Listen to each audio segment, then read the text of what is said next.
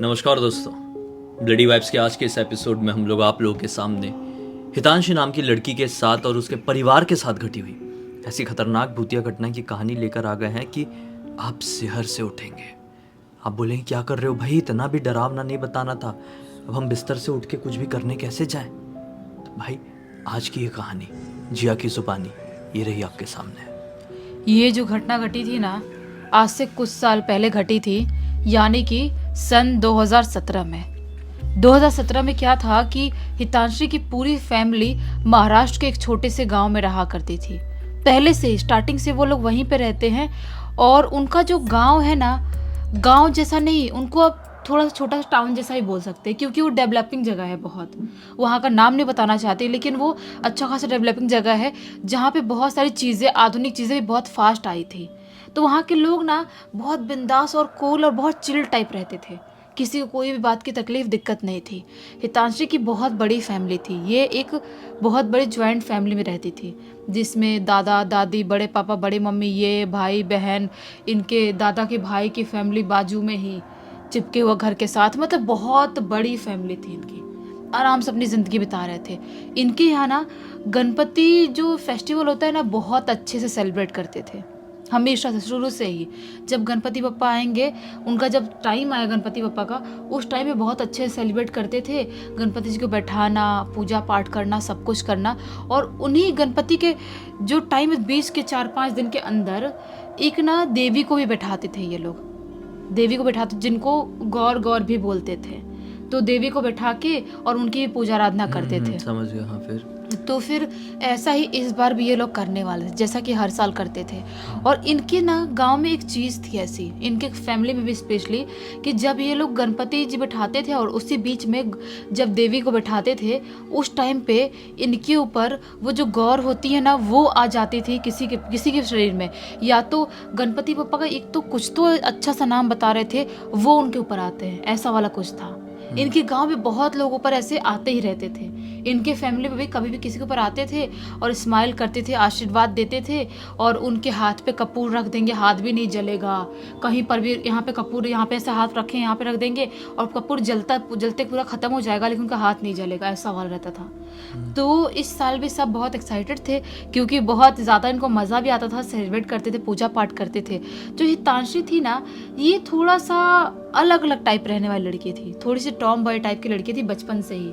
उस समय इसकी उम्र यही 12-13 साल की रही होगी, लेकिन फिर भी टॉम बॉय टाइप ही थी। जैसे दूसरी लड़कियां जो थी, वो जब देवी को बैठाते थे उस टाइम पे ऐसा गोला बनाएंगी, साथ में हाथ पकड़ के डांस करेंगी, सेलिब्रेट करेंगी। तो उन सब चीज़ों में ना ये पार्टिसिपेट नहीं करती थी। ये दूर से खड़े होकर या तो वीडियो बना लेगी, या तो देखते रहेगी, ताली बजा देगी, थोड़ा सा अलग अलग रहती थी, ऐसा चल रहा था। तो इस साल भी ऐसा ही हो रहा था। इनके घर में इनकी चाची, जो इसकी हितांशी की चाची है, वो बड़ी मम्मी और इनके दादा के जो फैमिली वाले लोग हैं, दादा के यानी भाई के फैमिली वाले लोग, सब लोग एक जगह आंगन में इकट्ठे होके, जो औरतें हैं गोला बना के ऐसे नाच रही हैं हाथ पकड़ के। तभी अचानक से जो इसकी चाची थी ना, वो है ज़ोर से झटका लेती है, और झटका लेके ऐसा ज़ोर ज़ोर से काँपने लगती है। ऐसा सा पूरा शरीर कांपने लगा, बाल वाल सब ऐसे हिलने लगे, पूरा शरीर अजीब सा अकड़ने लगा। सब लोग देख के घबरा जाते हैं, जो भी सेलिब्रेशन कर रहे हैं तो सेलिब्रेशन रोक देते हैं, और उसके बाद जाके चाचू को पकड़ते हैं, बोलते क्या हुआ क्या हुआ क्या हुआ। जो इसके जो दादी लोग थे, जो दादी की, मतलब जो दादा के भाई की वाइफ थी, यानी कि इसकी दूर की दादी, वो लोग भी बोलते हैं हो सकता है कि इनके ऊपर गौर आई होंगी, या गणपति जी का कुछ आए होंगे, वो आए होंगे, ऐसा वाला है। तो ये लोग ना थोड़ी देर छोड़ के उनको साइड में हट जाते हैं। और उसके बाद ना, जो वो ऐसे ऐसे हिलते हिलते थी ना, वो ज़ोर ज़ोर से चीखने चिल्लाने और रोने लगती है। जब चीखने चिल्लाने रोने लगती है ना, तो सब लोग कंफ्यूज हो जाते हैं कि चाची चीख चिल्ला क्यों रही है, रो क्यों रही है। क्योंकि किसी के ऊपर भी अगर देवी आती हैं या बापा आते तो कोई चीखता चिल्लाता रोता नहीं है, सब लोग खुश रहते, सेलिब्रेट करते हैं। ये रो क्यों रही है। रोती रोती अचानक से चीखने चिल्लाने लगती है, अजीबोगरीब आवाज़ में कुछ कुछ बोलने लगती है, ज़ोर ज़ोर से कांपने लगती है, जैसा कि इनका शरीर पूरी तरह से काम करना बंद कर दिया, ऐसा करने लगती है। फिर तो जो हितांशी के दादाजी के भाई की वाइफ थी, यानी कि इसकी पड़ोस वाली दादी, वो बोलती हैं एक काम करो, अपनी बहू को बोलती है एक काम करो, 5-6 अगरबत्ती लेके आओ। फटाफट जाती है उनकी बहू, 5-6 अगरबत्ती लेके आती है। अगरबत्ती उनके पास ऐसे लेके जाते हैं चाची के पास, जिस चाची अजीब सा हरकत कर रही थी, चाची के पास ले गए, अगरबत्ती कर रहे हैं, वो अजीब सा और चिल्लाने लगी और रोने लगी। वो सोचे कि अगर इनके अंदर देवी आए होंगे या बप्पा आए होंगे तो कपूर अगरबत्ती से जलते नहीं है लोग, तो इनके ऊपर रख के देखते हैं जल रही कि नहीं जल रही है। वो जोर से कांपने लगी और लिटरली पूरा हाथ जल गया, थोड़ा सा टच किया पूरा हाथ जल गया और जोर से कांपने लगी, चिल्लाने लगी, चीखने लगी। अब सब लोग समझ गए कि ये इनके ऊपर कोई देवी देवता नहीं आए हैं, इनका कुछ अलग सीन चल रहा है। उसके बाद जो इसके पड़ोस की दादी थी हितांशी की, वो बोलने लगती है, बता कौन है तू, क्यों आई है इसके शरीर पर, क्यों आई है तू, क्या क्या चाहती है तू। लेकिन वो कुछ नहीं बोल रही है, सिर्फ कहाँ पर ये हिल रही है। फिर पूछती है, क्या चाहती है बता, तू क्यों आई है, चली जा इसके शरीर से, हमारे घर पे पूजा पाठ के टाइम पे क्यों भंग करने आई है, चली जाए यहाँ से। तभी अचानक चाची जो थी चीखते हुए बोलती है, नहीं जाऊंगी, बहुत ही खौफनाक आवाज में, नहीं जाऊंगी, इसने मुझे याद किया था तब मैं इसके पास आई थी और अब मैं इसे लेके ही जाऊंगी, इसके बिना कहीं नहीं जाऊंगी। चीखते हुए बोलने लगती है। अब समझ जाते हैं कि भारी आवाज़ कर ली है और अलग अंदाज में बोल रही है, मतलब ये है ही नहीं, देवी देवता वाला पंगा है ही नहीं, कुछ और पंगा है।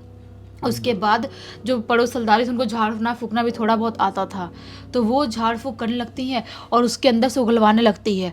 वो जो थी ना, वो उगलने लगती है कि मैं कैसे वहाँ पर स्टेशन के पास आराम से बैठी हुई थी, वैसे ही मैं तड़प रही थी, बहुत टाइम से मैं किसी का शरीर ढूंढ रही थी और ये आई, मेरे बारे में बात की, मेरे बारे में टोकी और उसके बाद मैं इसके शरीर पर आई हूँ, इसको मैं ज़िंदा नहीं छोड़ूंगी। तो सब लोग बोलते कौन क्या क्या किसके बारे में बात कर रही थी। तभी जिसके चाचा थे वो बोलते हैं कि हाँ, अभी से कुछ 7-8 दिन पहले ये अपने मायके तो गई थी और इसके मायके से मैं बाइक से इसको लेके आ रहा था। तो तभी इनके जो पड़ोस में एक औरत है, वो बताती है कि अपने गांव की वो लड़की नहीं है, जो लड़की अच्छा खासा मॉडर्न घूमती थी और अच्छी खासी सुंदर दिखने वाली थी, उसको ना उसके एक बॉयफ्रेंड ने वो रेलवे ट्रैक के इधर गाड़ी आ रही थी वहाँ पर फेंक दिया और उसके बाद वो ख़त्म हो गई।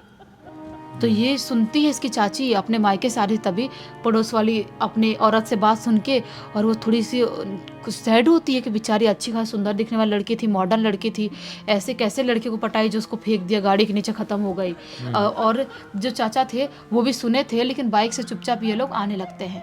और जैसे ही रेलवे ट्रैक के पास आते ही ये लोग, रेलवे ट्रैक के जैसे क्रॉसिंग वाले एरिया रहता है ना, तो अगर कोई गाड़ी आ रही होती है तो वहाँ पर रुकना पड़ता है, तो ये लोग भी वहाँ पर बाइक से रुक जाते हैं। तभी अचानक से जो चाची थी ना, वो बोलती है इसके अपने पति को, यानी चाचा को, कि मतलब बेचारे के साथ कितना बुरा हो गया ना, यहाँ पर किधर फेंका होगा। बोल रही थी रेलवे ट्रैक किधर फेंका था, लेकिन इधर फेंका होगा कि उधर फेंका होगा, हाथ दिखा के बोलती है किधर फेंका होगा। बेचारे की आत्मा भी तड़प रही होगी ना, ऐसी मौत वाले लोगों की आत्मा को शांति नहीं मिलती है। ऐसे चाची बात करती है, चाचा बोलता है तुम क्यों बात कर रही हो, रहने दो ना, ठीक है अपन चलते हैं। वो बोलती है नहीं, मैं बस ऐसे ही बोल रही थी, मुझे दया आ रही थी उसके ऊपर, ऐसा बोलती है, हाथ दिखा के बात करती है और वहाँ से आ जाती है। चाचा बताती है उसकी बात तो ये नॉर्मल थी, इतने दिन तक कुछ भी नहीं हुआ था और आज अचानक से पोजेस्ड हो गई, ये कैसे हो सकता है, ये कहीं से भी पॉसिबल नहीं है। उसके बाद जो दादी थी पड़ोस वाली बोलती है कि देखो मैं तो कोशिश कर रही हूँ पूरा झाड़ फूक करने की, लेकिन मैं कुछ कर नहीं पा रही हूँ, हमको किसी न किसी को बुलाना पड़ेगा, पंडित जी को, और घर पे पूजा पाठ करवाना पड़ेगा, तभी वो जो आत्मा है इस घर को छोड़ के जा पाएगी। ये जो चाची थी ना और ज़्यादा आक्रामक होने लगी। जो गणपति का फेस्टिवल था, जो देवी को बैठाए थे, जो विसर्जन करने वाले थे, वो टाइम भी डिले हो गया था, क्योंकि रात के 10-10:15 बजे इनको पजेस हुई थी। ये मतलब देवी का विसर्जन जल्दी करते थे, लेकिन उस दिन 12:30 हो गया था। तो देवी का विसर्जन करके आदमी लोग जाते हैं और विसर्जन करके आते हैं। उसके बाद रात भर चाची बिल्कुल पजेस जैसी हरकत कर रही है, चीख रही है, चिल्ला रही है, खुद को पटक रही है, अजीबोगरीब हरकत कर रही है, खुद को नोच रही है, काट रही है, अजीब सा, मतलब बोलते ना कि वो पूरी तरह से पागल हो गई थी। उसके बाद रात भर कैसे कैसे ये लोग कंट्रोल करते हैं और दूसरे दिन पंडित जी को बुलाते हैं। दूसरे दिन बहुत बड़े पंडित जी आते हैं, महायज्ञ होता है इनके घर पे, बहुत बड़ा यज्ञ रखते हैं, महामृत्युंजय का जाप करवाते हैं, सुंदरकांड करवाते हैं, बहुत बड़ा बड़ा पूजा पाठ करवाते हैं। 8-10 पंडित जी लोगों को और बुलाया जाता है और बहुत दिन तक ये सब कुछ पूजा पाठ चलता है, वहाँ पे झाड़ फूँक होता है। और उसके बाद जितने जितने दिन तक ये सब चीज़ें हो रही थी ना, उतने उतने दिन तक और ज़्यादा चाची पोजेस होती जा रही थी और तड़प रही थी, चीखती थी, चिल्लाती थी।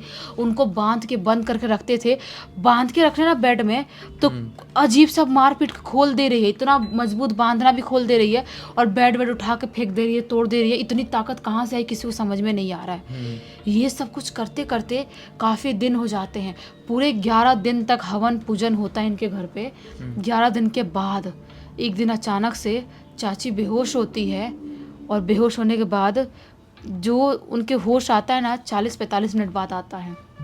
पंडित जी और बाकी सब लोग बोलते हैं अब ये ठीक हो गई होगी, इसके ऊपर की आत्मा अब इसके शरीर को छोड़ दी होगी, तभी ये नॉर्मल हुई है, नहीं तो वो नॉर्मल नहीं होती। जैसे हरकत कर रही थी, तड़प रही थी, वैसे ही तड़प रही होती।